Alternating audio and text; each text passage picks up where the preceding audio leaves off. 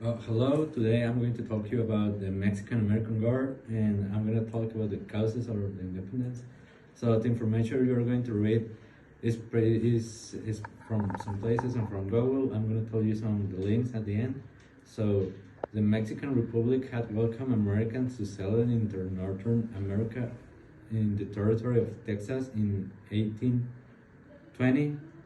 But after a decade, it became a plain that Americans disliked Mexican rule in 1835. The American settlers revolted against Mexico, and in the following year, they established their own Republic of Texas. Many Americans immediately began to demand that their nation make Texas a part of the United States. The Mexican government warned that this would mean a war. So the immediate cause of Mexican-American War was disputed boundary between the United States and Texas.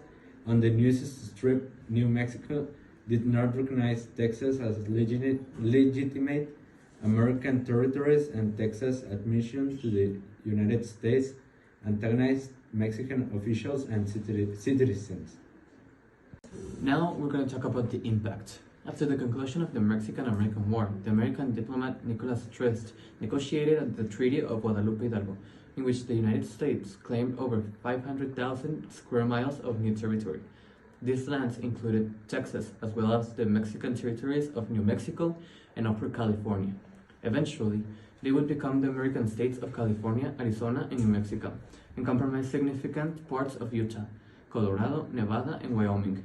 For this territory, Mexico received $15 million, as well as $3.250 million to settle American citizens' claims against the Mexican government. The United States Senate ratified the treaty on March 10, 1848. The Mexican Congress approved it on May 25th.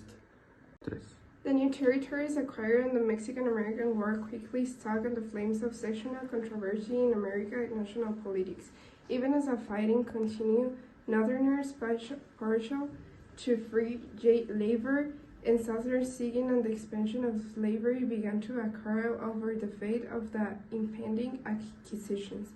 In August of 1846, the Pennsylvania Democratic Congressman David Wilmot introduced his provision, which sought to prohibit the introduction of slavery into any territory gained by the war. Northern Democrats support the Wilmot provision because it allows them to support the popular war without advising the cost of slavery expansion.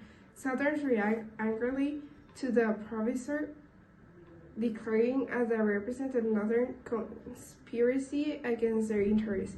Although Congress defeated the provision in 1846, it repeated again in bills to supply troops and conclude the war, although it never became law. Wilmot's proposal quickly split to the Democratic Party into Northern and Southern wings and paved the way to civil war. The Mexican-American War of 1846 to 1848 marked the first USA armed conflict chiefly fought on foreign soil. It pitted a politically divided and militarily unprepared Mexico against the expansionist-minded administration of USA President James.